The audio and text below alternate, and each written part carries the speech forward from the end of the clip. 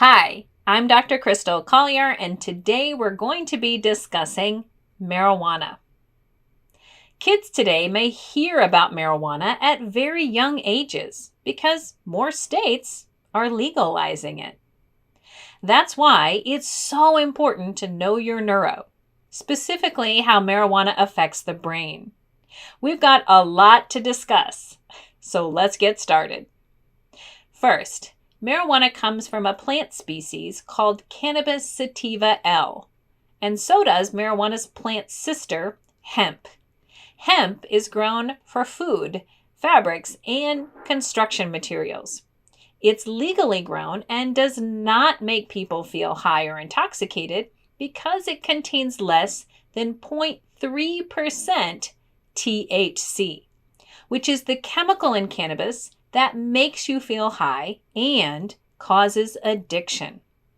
But marijuana is different from hemp. Marijuana is grown to have higher amounts of THC. Yep, that chemical that makes the mind of people who use it feel high and causes addiction. THC stands for tetrahydrocannabinol. Whew, big word. I'm going to throw a lot of big words at you. Are you ready? THC, tetrahydrocannabinol, imitates other important chemicals made by our brain and body, specifically one called anandamide. Say that 5 times fast. Anandamide, anandamide, anandamide, anandamide, anandamide. Anandamide is really important because it's in charge of our endocannabinoid system. I know, another big word. The endocannabinoid system controls important body functions like our appetite, pain relief, sleep, memory, and mood. But THC imitates anandamide and overloads the endocannabinoid system, and that interferes with our body's natural ability to control our sleep, mood, memory, appetite, and relieve pain. Then the brain and body become dependent on THC instead of our natural anandamide.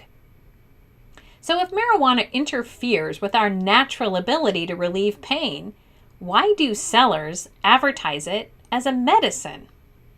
There is a chemical in marijuana that does help to reduce pain and swelling caused by some illnesses.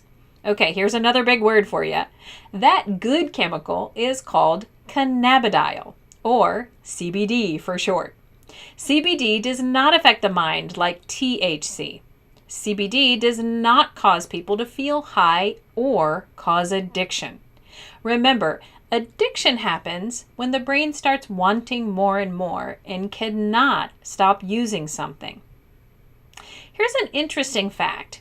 Marijuana growers are decreasing the amount of CBD in their plants and increasing the amount of THC. Why do you think they're doing that? You guessed it. The cannabis industry is big business. They want to make more money. So increasing the chemical that makes people feel addicted just might cause users to buy more. But wait a minute, couldn't that hurt people?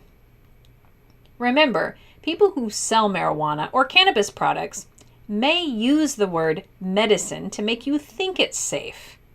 But the Food and Drug Administration, which is a government organization that tests medicine for safety, it has already approved of marijuana and CBD drugs to treat the symptoms of many illnesses that cause a lot of pain.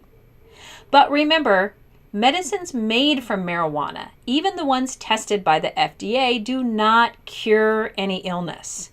The symptoms many users treat with marijuana, like problems with sleeping, stress, anxiety, and depression, can also be caused or made worse by cannabis products. That's not what a medicine is supposed to do. Many people know this, but continue to use despite the potential negative effects. But they're adults. It's their right to make dumb decisions sometimes. But the main reason young people under the age of 25 should not use it is because of what it does to brain development. If all your brain cells are connecting, you'll see a nice smooth surface on this kind of a brain scan, like the one that we're looking at from the bottom up. These are scans from the Amen Clinic showing 2 young people who consistently used marijuana for 2 and 3 years. Those are not holes in their brains, they're just areas in the brain that haven't developed yet, especially in the frontal lobe. That's scary because remember the brain's rule, use it or lose it. The top scans show a brain of someone who has no cannabis in their system, compared to the bottom scan of someone who does. Notice what's off. Our frontal lobe. It needs to be on while it's growing those important brain skills. Yeah, don't worry, I got you. Cannabis use can cause a lot of problems for our brain, lungs, heart, and stomach. It can cause mood problems like depression, anxiety, and psychosis. Psychosis is a mental illness that makes users think, see, or feel things that aren't true or not there. Scary.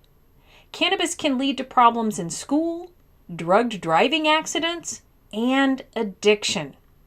So now that you know your neuro, how will you protect your brain, especially while it's growing and developing?